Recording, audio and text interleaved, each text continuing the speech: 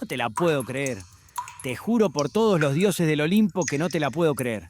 Me arruinó el estudio. 1 metro de agua, che. El aro de luz hizo cortocircuito. La consola de sonido tiene una toalla encima. Y mis sandalias hacen cuac cuac cuando camino. El agua purifica, me dijo la francesita antes de irse. Sí, purificó mi cuenta bancaria porque todo esto lo voy a tener que pagar yo. Pero bueno, Charón, respira.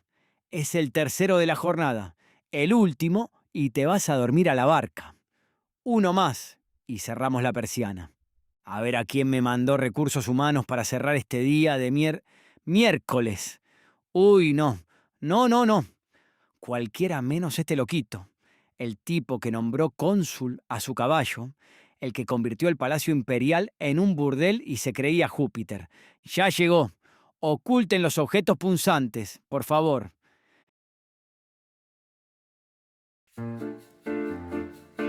Bienvenidos, bienvenidas y bienvenidos a Postmortem Podcast.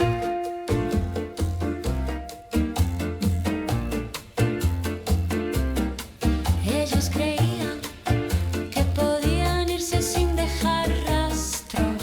Ja. Nosotros los tenemos aquí, listos para contarte que salió mal con toda la sinceridad que solo la muerte puede dar.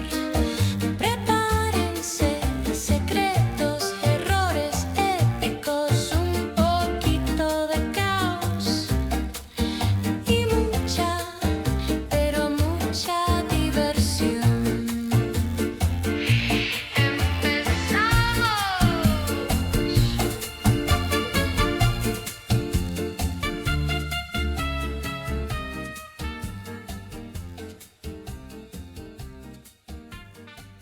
Bienvenidos, bienvenidas, bienvenides a Postmortem Podcast. Soy Charon, su barquero de confianza, transmitiendo hoy desde lo que parece ser la piscina municipal del inframundo. Hoy tenemos a un hombre que no necesita presentación, pero sí una evaluación psiquiátrica urgente. Gobernó Roma por menos de 4 años, pero le alcanzó para traumatizar a toda la historia occidental.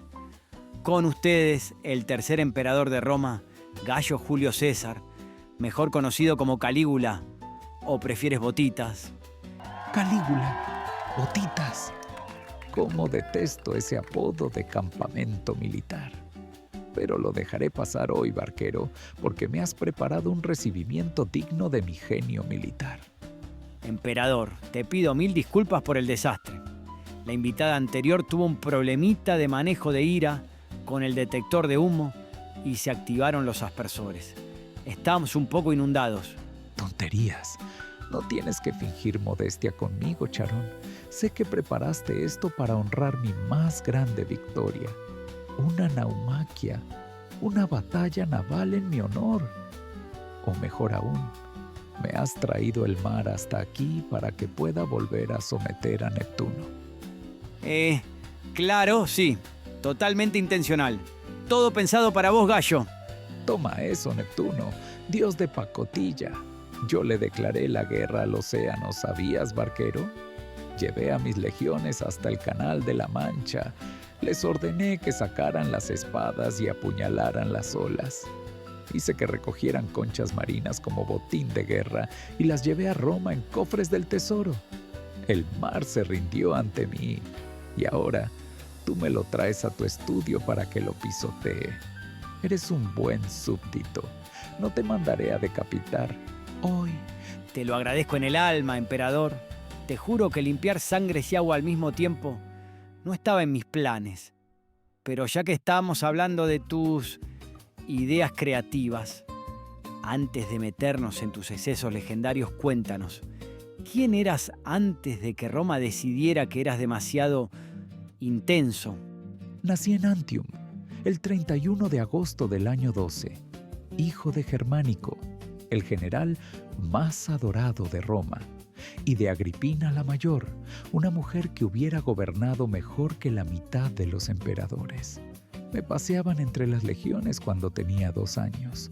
Los soldados me pusieron botas en miniatura y me llamaron Calígula, Botitas. Llegué al trono a los 24, sin experiencia, sin límites y con 20 años de ver cómo el poder destruía a mi familia uno por uno. Lo que Roma interpretó como locura, yo lo llamaría educación.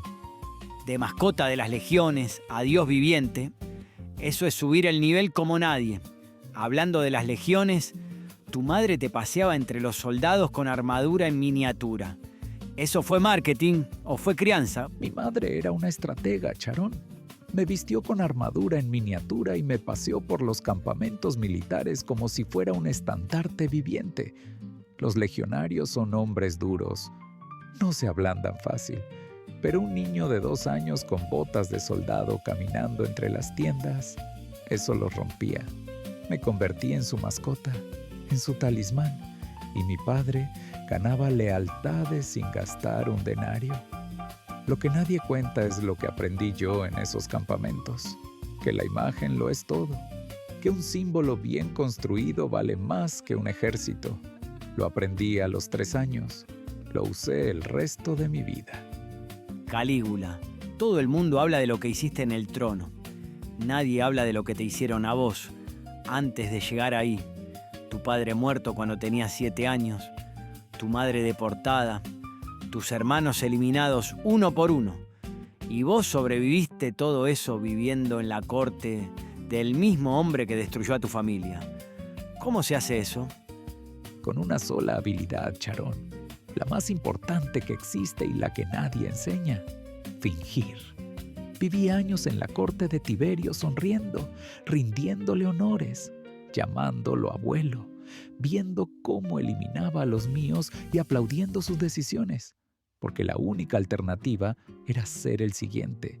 Aprendí a leer cada habitación, a saber quién miraba a quién, a entender qué quería escuchar cada persona antes de que abriera la boca.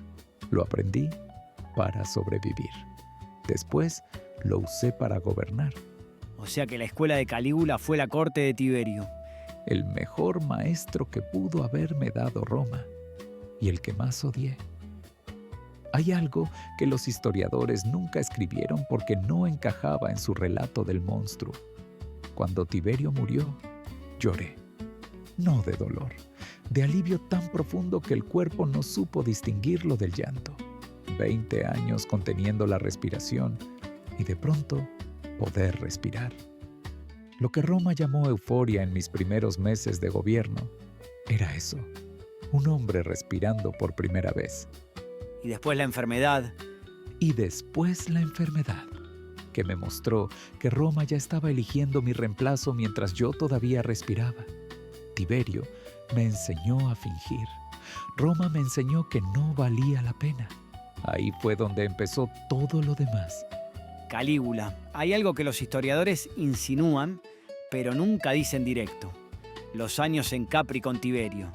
Eras un adolescente. Él era el hombre más poderoso del mundo y el que había destruido a tu familia. ¿Qué pasó realmente en esa isla? Capri era el lugar donde Tiberio hacía lo que quería porque nadie podía verlo. Y yo era un adolescente sin familia, sin protección, sin nadie que pudiera hacer nada aunque quisiera. Lo que pasó en Capri, pasó. No voy a darle a los historiadores la satisfacción de los detalles. Lo que sí voy a decir es esto. Me obligaron a presenciar cosas que un hombre no debería ver. Me iniciaron en cosas que un adolescente no debería conocer. Y aprendí, no porque quisiera, sino porque era eso o morir, que el poder no tiene límite cuando no hay nadie mirando. ¿Y cuánto tiempo duró eso? 6 años. 6 años sonriendo, rindiéndole honores, llamándolo abuelo, el mejor actor de la antigüedad. Eso sí lo digo sin ironía. No había otra salida. Mi padre muerto, mis hermanos eliminados, mi madre en el exilio muriendo de hambre. Yo era el último. Si caía yo, se acababa la línea. Así que aprendí todo lo que Tiberio tenía para enseñar. La crueldad, los límites que no existen, el poder usado sin disculpa. Y cuando llegué al trono, apliqué exactamente lo que me enseñaron. Roma se escandalizó. Nunca entendí por qué. Yo solo usé las herramientas que me dieron. Eso reencuadra todo tu reinado. Sí, lo sé. Pero era más útil para Roma tener un monstruo que un espejo. Así que eligieron lo primero. Calígula. Roma vivió 2 versiones tuyas en tiempo real. El primero que llegó al trono, generoso, abolió impuestos, liberó prisioneros, el pueblo lloraba de alegría, y el que vino después, ¿era la misma persona? ¿O la enfermedad del 37 mató al primero y dejó solo al segundo? Eran la misma persona, Charón. Lo que cambió no fue quién era yo. Lo que cambió fue lo que estaba dispuesto a seguir fingiendo. El primero que llegó al trono todavía creía que Roma merecía lo mejor de mí. La enfermedad me puso al borde de la muerte durante semanas, y mientras agonizaba, vi lo que ya te conté. El Senado eligiendo sucesor, los generales calculando. Sobreviví y decidí dejar de gastar energía en una audiencia que no lo merecía. Los médicos de hoy me llaman bipolar. Los historiadores me llaman tirano. Yo me llamo alguien que dejó de mentirse a sí mismo. La diagnosis depende de quién escribe la historia. Calígula. Hay algo que no me cierra. Cuando llegaste al trono, los primeros meses fuiste generoso.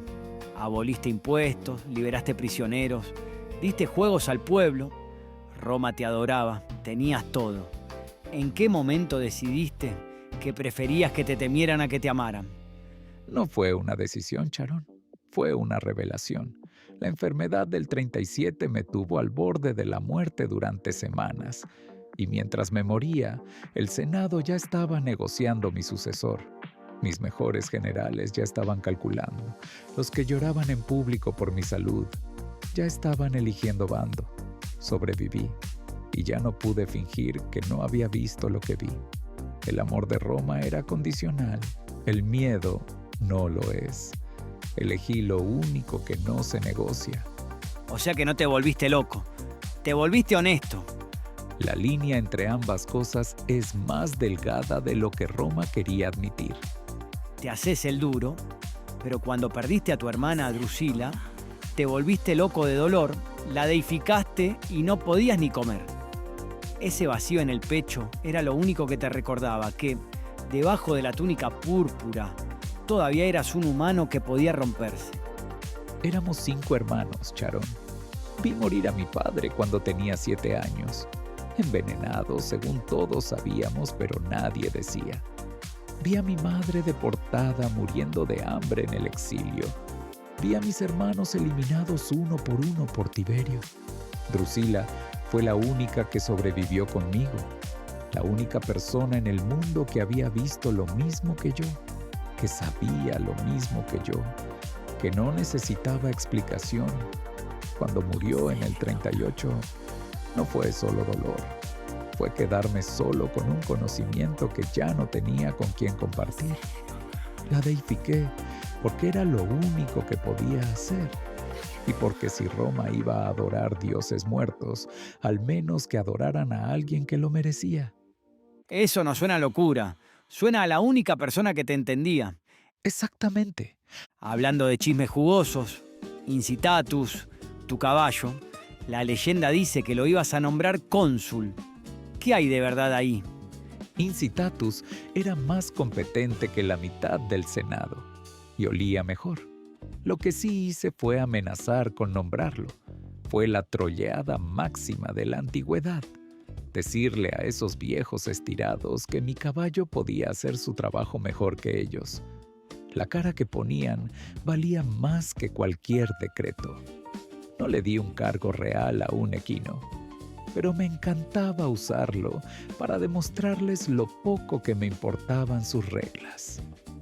Ese puente de 3 millas en la bahía de Baiae, que armaste con barcos solo para demostrar que podías caminar sobre el agua como un dios, ¿no te dio un poquito de vértigo pensar que si se hundía un solo bote, toda tu divinidad se iba a pique en un segundo? No sabías nadar, ¿verdad, gallo? No, O sea que construiste un puente flotante de 3 millas sobre el mar, con barcos, para cruzarlo a caballo vestido con la armadura de Alejandro Magno, sin saber nadar. Correcto. ¿Y si se hundía un solo barco? Me ahogaba frente a las legiones, frente al pueblo, frente a Roma entera. Fin de la divinidad, fin del espectáculo, fin de Calígula. Lo sabía perfectamente Charón. Desde chico sufría ataques, lo que los médicos llaman enfermedad sagrada, epilepsia. Me daba terror que me agarrara en el agua. Por eso nunca aprendí a nadar bien, pero crucé igual. Un dios no puede mostrar miedo, aunque por dentro rogara que las sogas aguantaran. O sea que el puente no era solo megalomanía, era desafiar tu propio cuerpo. ¿Y lo hiciste igual? Por eso lo hice. Un dios que solo actúa cuando está seguro no es un dios, es un político. El punto no era cruzar el puente, el punto era que Roma viera que crucé sabiendo que podía no llegar, que el miedo existía y lo pisé igual. El poder no se demuestra haciéndolo fácil, se demuestra haciendo lo imposible con cara de aburrimiento. ¿Y qué cara tenías por dentro? La de un hombre que no sabe nadar, rogando por dentro para que ningún barquero del inframundo hubiera aflojado las sogas esa mañana. Pero eso no se lo dije a nadie, hasta ahora. Eso es lo más humano que has dicho en toda la entrevista. No se lo cuentes a nadie. Arruinaría 2000 años de reputación. Es impresionante cómo lograste mantener el control total siendo el segundo emperador de la dinastía Flavia. ¡Para! Frena el carro un momento. ¿Dinastía Flavia? ¿Segundo emperador?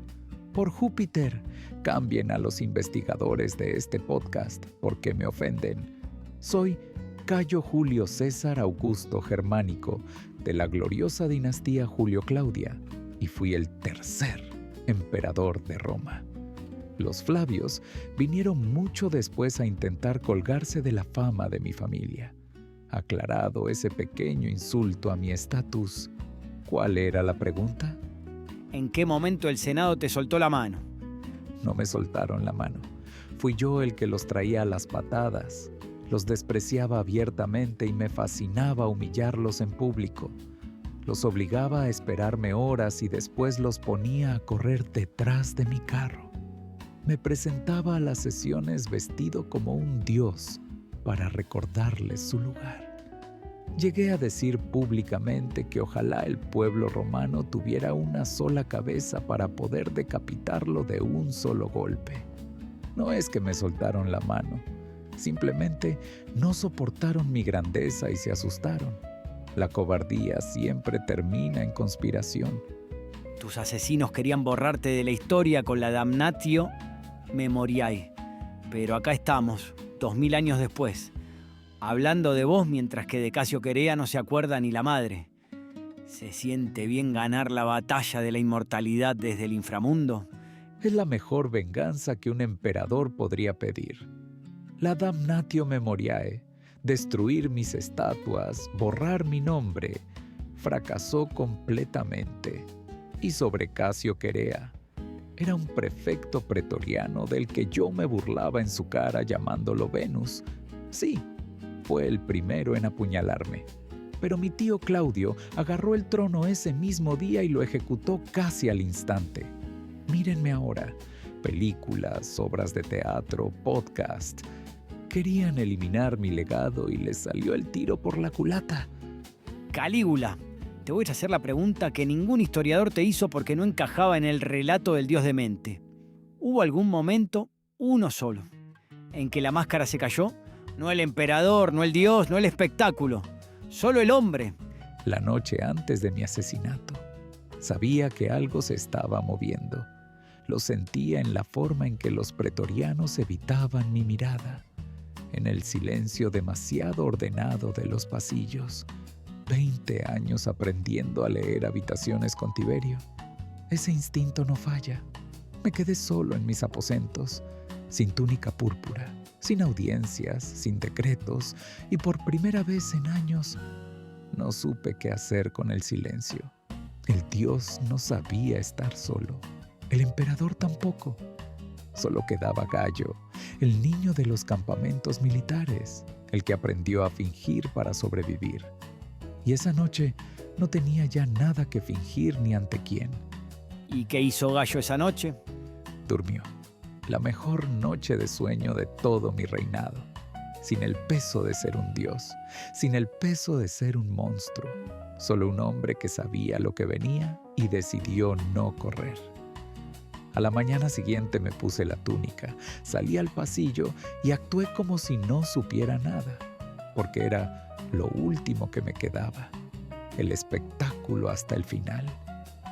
Todavía estoy vivo, gritaste cuando te apuñalaron. El mejor remate de toda mi carrera. Lástima que fue el último. Última parada, emperador. ¿Qué mensaje dejas a los vivos que escuchan este podcast? ¿Y alguna advertencia macabra desde el más allá? Mi advertencia es esta. Roma me llamó monstruo para no tener que preguntarse cómo me fabricó. Es más fácil demonizar al resultado que examinar el proceso. Tiberio mató a mi familia. El sistema me dio poder absoluto sin límite ni freno. Y después se escandalizaron con lo que salió. A los que me escuchan, no teman al Calígula de la historia. Teman al sistema que lo produce, porque ese sistema no desapareció con Roma, solo cambió de nombre. Y a Casio Querea, donde quiera que esté en este inframundo, gracias. Sin sus dagas nunca habría sido leyenda, solo habría sido otro emperador olvidado. Me hizo el favor más grande de mi vida. Qué manera de cerrar, Calígula. Tu vida fue un incendio que Roma nunca olvidará, una llama descontrolada de pasión, locura y un poder absoluto que aún hoy nos estremece. Te agradecemos profundamente por haber tenido el valor de desenterrar tu verdad con nosotros, sin filtros ni la propaganda histórica que tanto te persiguió. Esperamos que nuestros oyentes hayan podido ver más allá del mito del monstruo y entender al hombre complejo, herido y francamente aterrador que fue Cayo Julio César Augusto Germánico. Recuerden que la conversación no termina aquí. Pueden seguir desenterrando nuestros secretos y debatiendo las sombras de la historia en todas nuestras plataformas y redes sociales. Búsquenos, síganos y compartan sus teorías y comentarios usando nuestro handle unificado @postmortempodcast. Estamos en Instagram, Facebook y por supuesto en todos sus reproductores de podcast favoritos. Pero antes de que nuestro invitado de honor, Calígula, vuelva al descanso eterno, o al menos al purgatorio histórico que le ha sido asignado, le pedimos un favor especial. Le solicitamos que nos regale el soundtrack de su existencia post-mortem, esa melodía que encapsula la decadencia, el drama y el final inevitable de su reinado. Para nuestros oyentes curiosos, el enlace para escuchar esta canción completa, cortesía de la selección póstuma de Calígula, está disponible ahora mismo en la descripción detallada de este episodio. No se lo pierdan. Esto fue Postmortem Podcast y con la partida de Calígula cerramos un capítulo que sin duda dejará cicatrices en nuestra línea de tiempo. Y recuerden que al final, todo cadáver nos recuerda que el poder es un espectáculo, pero las dagas siempre esperan en las sombras.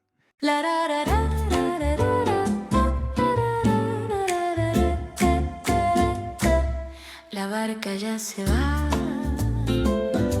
no hay nada que perder. Tuviste tu momento, te vimos florecer, pero el set se cierra, la tierra te llamó. La vida es un suspiro que ya se terminó. Postmortem, ríe antes del final. Postmortem, un viaje sin igual.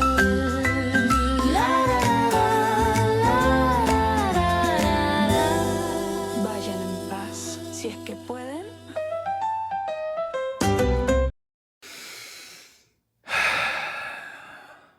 Y corte, se terminó.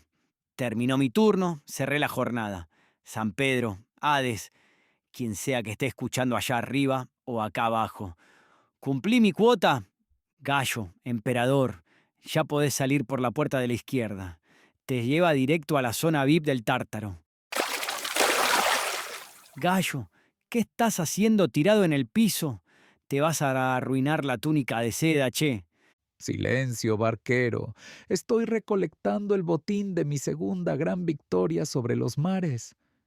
Mira cuántas conchas marinas y perlas del abismo dejó Neptuno al retirarse.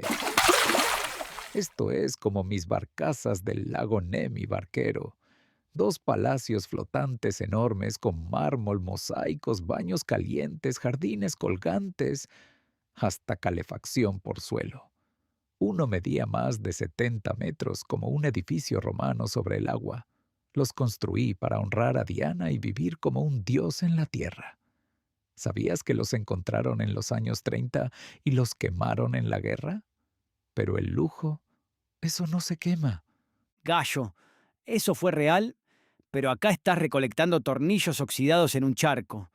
Baja un cambio, che. ¡Blasfemia! Son los tesoros del océano. Mañana mismo haré que el Senado romano se los trague uno por uno para demostrar mi divinidad. Y hablando de mañana, quiero que agendes una entrevista exclusiva en este mismo lugar. Yo no agendo nada, habla con recursos humanos. Y de todas formas, ya te entrevisté a vos. No es para mí, imbécil, es para Incitatus, ¿Tu caballo? mi cónsul, mi sacerdote. Tiene opiniones muy fuertes sobre la inflación del heno y la política agraria del inframundo. Exijo que le pongas auriculares de su talla. Y le gusta el agua mineral, no esta porquería salada del Estigia. ¿Un caballo? Quiere que le ponga auriculares como a un caballo. ¿Sabes qué? Llévate el estudio, llévate los tornillos, llévate el charco de agua. Yo me voy a mi bote. Renuncio a la vida. Otra vez.